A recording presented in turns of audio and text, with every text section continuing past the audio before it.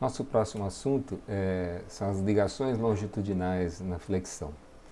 Essas ligações longitudinais aparecem quando a gente quer compor uma seção transversal de uma viga a partir de peças independentes, né? Por exemplo, eu queria, a minha intenção era ter uma viga de seção retangular de base B e altura H para fazer, e comprimento L. Mas eu não disponho dessa peça. O que eu tenho no meu estoque aqui são 3 tábuas, como essas que estão aqui. E como é que eu faço para essa estrutura funcionar como aquela? Nós vamos ver que é preciso promover uma certa ligação entre essas tábuas, né? Então, antes de falar sobre essa ligação, vamos entender exatamente qual é a diferença de comportamento entre essas duas situações, tá? Bom, esse comportamento aqui é conhecido. Eu vou chamar. Vamos calcular a tensão máxima nesse caso. Vamos comparar as duas situações. A tensão máxima nesse caso vai ser o sigma máximo, vai ser o momento fletor máximo dividido pelo W da seção, né? O momento fletor máximo da viga simplesmente apoiada com carga distribuída uniforme é PL2 sobre 8. E o W da seção retangular, lembre-se de que o W é o momento de inércia dividido pelo Y máximo, né? É o I dividido pelo Y máximo. Para a seção retangular, isso aqui é o BH3 sobre 12, dividido pelo Y máximo, a distância máxima ao centro de gravidade, que é H sobre 2. Então isso aqui vai dar o famoso BH2 sobre 6. Esse é o W da seção retangular, tá? Então eu tenho que dividir isso por BH2 sobre 6. Isso aqui vai dar 3 quartos de PL ao quadrado dividido por BH2. Tá? Vamos chamar isso aqui de sigma máximo linha. É o que acontece nessa situação aqui.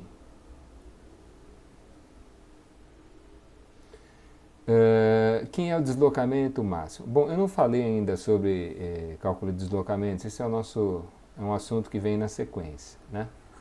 Mas eu digo para vocês o seguinte: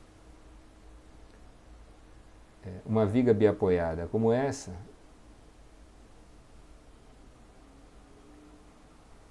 sob a ação desse carregamento, ela se deforma assim, né, mais ou menos, exagerando demais a magnitude dos deslocamentos.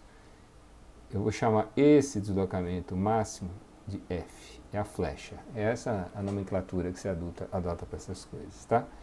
Demonstra-se, nós vamos ver na sequência, que a flecha,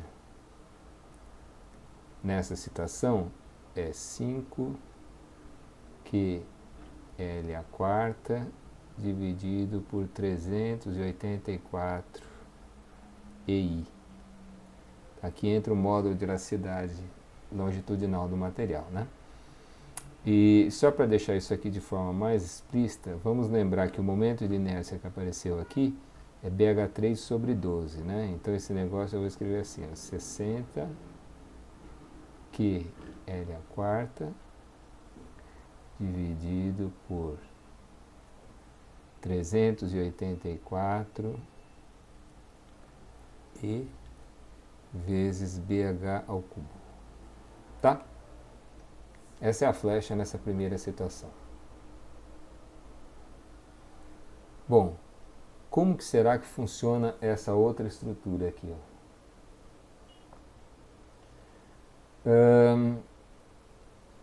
Vejam, pense nessa tábua aqui de cima. Ela recebe esse carregamento P em cima e por baixo ela recebe a reação da tábua intermediária. Por sua vez, existe também uma força de contato entre a tábua intermediária e a tábua de baixo, né? Vamos fazer uma figura aqui.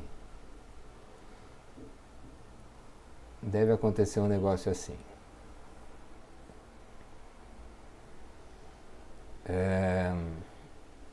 Essa aqui é a tábua de cima.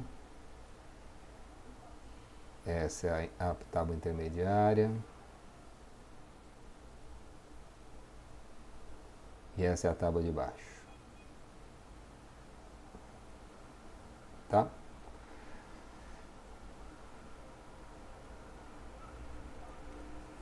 Essa tábua de baixo tem apoios nas duas extremidades. Então, aqui tem é biapoiada. Digamos que esse seja fixo e esse seja móvel. Isso não faz diferença. Tá? Agora percebam. São raciocínios desse tipo a gente faz a todo momento em mecânica das estruturas. Vejam, esse apoio impede que esse ponto desça, né? Agora, ao mesmo tempo, ele impede que esse ponto desça e impede que esses aqui também desçam. Nenhum desses pontos aqui pode sofrer deslocamento vertical por causa desse apoio, e aqui também. Isso significa que as outras tábuas também estão na mesma situação. É como se houvesse dois apoios aqui nessas duas extremidades. Tá? Esse apoio aqui, ao mesmo tempo, vincula todas as outras extremidades, né? O carregamento P está sendo aplicado nessa aqui de cima.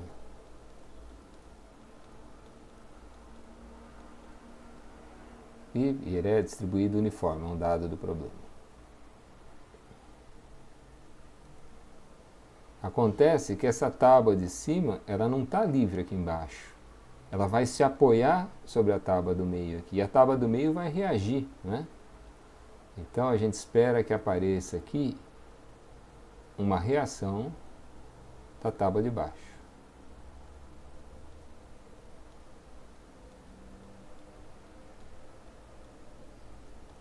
Tá?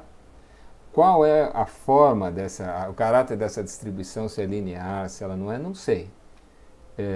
Provavelmente é uma coisa complicada, né?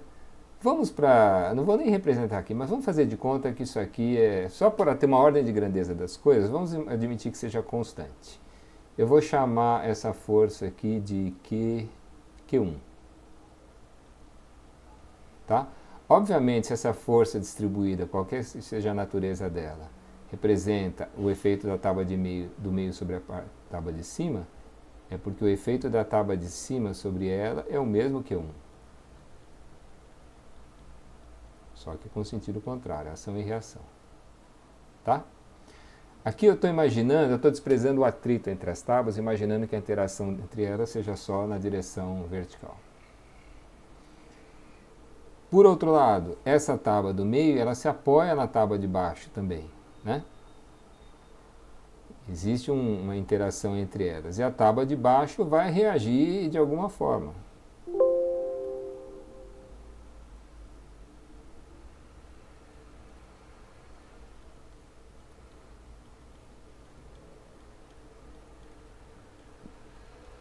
Não há motivo para a gente achar que essa reação seja igual a essa ação de cima. Vamos chamar isso aqui de Q2.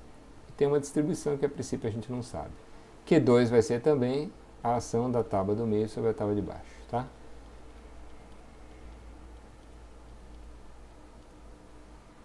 Tá certo? Bom, o que vai acontecer com cada uma dessas tábuas? Essa tábua aqui, ela vai fletir desse jeito, nós vamos aprender a calcular isso. E esse deslocamento aqui eu vou chamar de F duas linhas. Vocês concordam que todas vão fletir do mesmo jeito? É só olhar na estrutura original aqui, ó. Quando a gente aplicar esse carregamento, esse conjunto flete de modo que todos tenham o mesmo deslocamento vertical nessa posição, né? Ou seja, aqui vai fletir do mesmo jeito.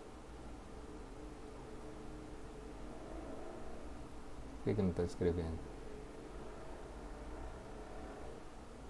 Aqui vai fletir assim, vai ter o mesmo F duas linhas. Eita, peraí. Às vezes ela faz isso.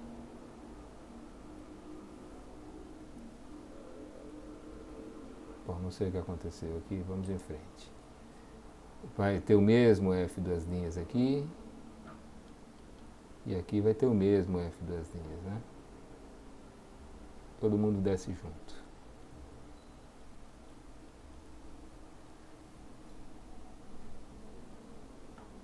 Então pensem bem. Para essa barra aqui, deixa eu ver se eu consigo consertar isso aqui. Não consigo.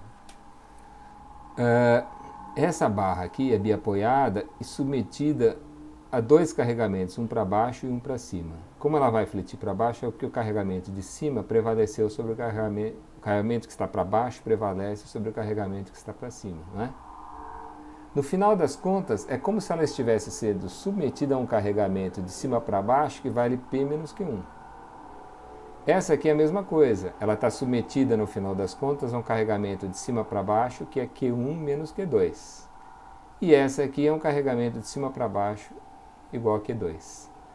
Como os F são todos iguais, eu posso dizer que, como os deslocamentos são iguais,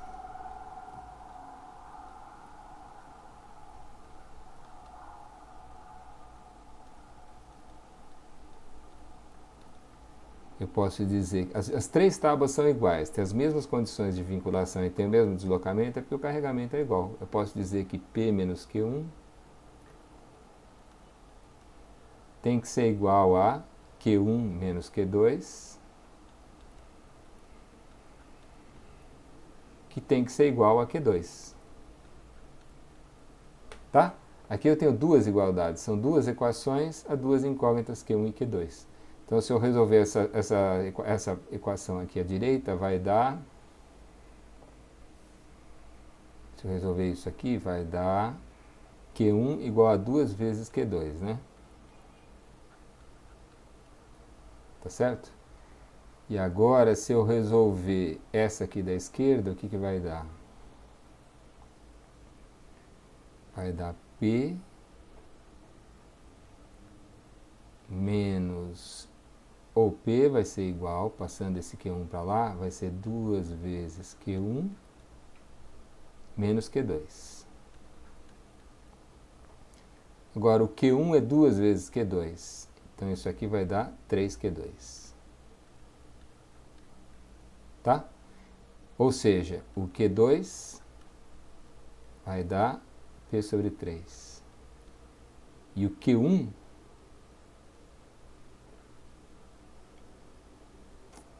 vai dar 2P sobre 3. Tá?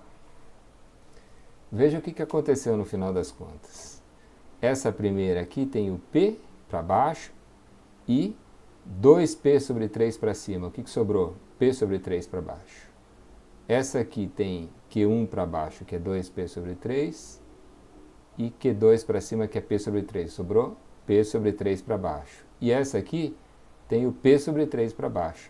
No final das contas, é como se aquela carga P viesse parar 1/3 em cada uma dessas três barras, né? Cada uma delas trabalha independentemente. Então veja o que aconteceu aqui.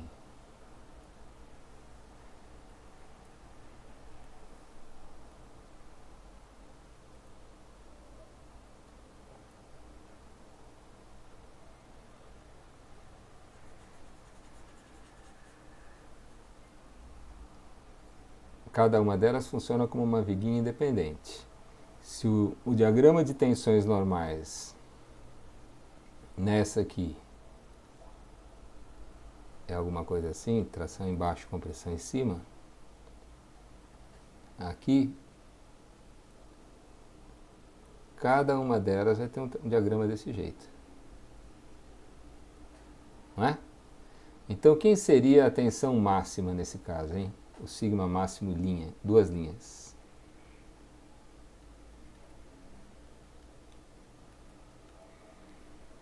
Vejam, é a mesma situação dessa aqui, é só adaptar. No lugar do P vai aparecer P sobre 3, porque cada uma delas vai receber P sobre 3.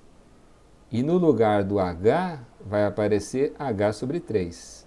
O resto é igual. Então vejam, eu vou dividir por 3 aqui por causa desse P, mas vou multiplicar por 9, porque aqui aparece o H ao quadrado, né? O sigma máximo duas linhas vai ser 3 vezes o sigma máximo linha. A tensão máxima que aparece aqui é 3 vezes a tensão máxima que eu tinha lá. E em termos de deslocamentos, o que muda? No lugar do Q vai entrar, eu escrevi Q, mas devia ser P aqui, tá? Aqui é P e aqui é P. No lugar do P vai entrar P sobre 3. Mas aqui a altura aparece ao cubo. Eu vou dividir por 3 e vou multiplicar por 27. Ou seja, o F duas linhas vai ser 9 vezes o F'. Tá? Então, essa estrutura que está aqui é menos resistente. A tensão máxima é 3 vezes maior. Mas é muito mais flexível. O deslocamento máximo é 9 vezes maior. Eu tenho, com o mesmo consumo de material, uma estrutura que é menos resistente e muito mais flexível. Tá? Em determinados contextos, isso é uma vantagem. Por exemplo, não sei se vocês já viram a mola de suspensão de caminhão é exatamente isso aqui, ó. Tá vendo? É um feixe de lâminas assim. Porque para eles, comparem isso com o que seria uma barra. A mola é menos resistente, mas é muito mais flexível, né? Então eu quero aí justamente a flexibilidade, mas eu estou aumentando bastante a flexibilidade com uma certa perda de resistência, tá? Para nós não é isso que interessa, para nós é o contrário. A gente não quer com o mesmo material ter uma estrutura menos resistente e muito mais flexível. A gente gostaria que essa estrutura funcionasse como essa, né? Bom, como é que a gente faz para essas duas estruturas funcionarem do mesmo jeito? A dica para entender o que tem que ser feito é o seguinte.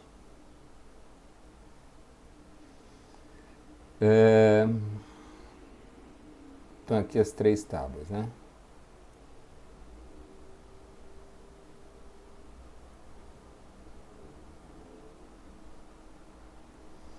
Do jeito que elas estão soltas, quando a estrutura fletir, ela flete assim.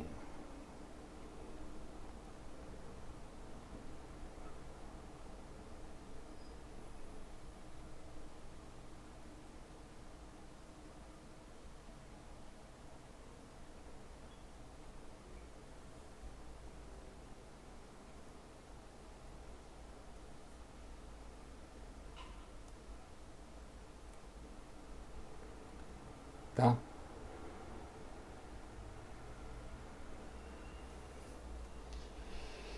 E o que está acontecendo aqui?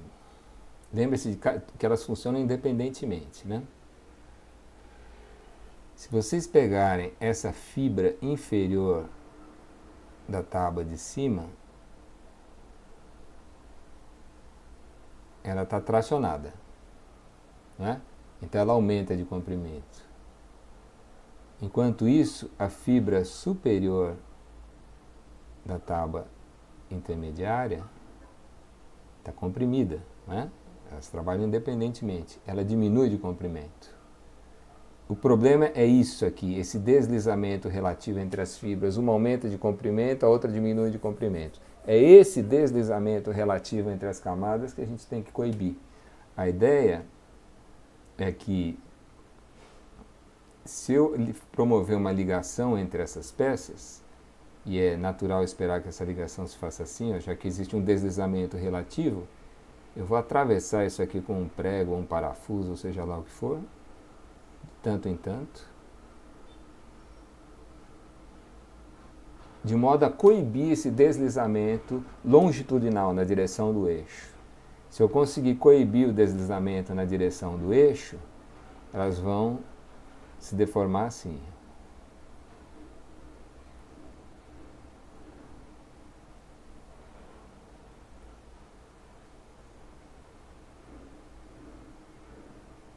Todo mundo se deforma junto.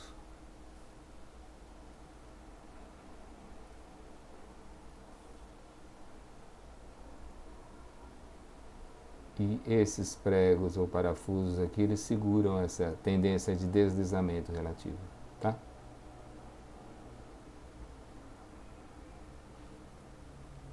Tá certo? Então aqui a gente percebe o que vai acontecer. Se esses pregos estão segurando uma tendência de deslizamento relativo, é porque eles vão ser cisalhados. Existe a tendência de corte desses parafusos. O O que nós vamos fazer na sequência? Nós vamos aprender a quantificar essa tendência de corte. Quantificando essa tendência de corte, a gente sabe, por exemplo, qual deve ser o diâmetro do parafuso para que ele aguente essa tendência. Tá? É isso que a gente vai ver na sequência.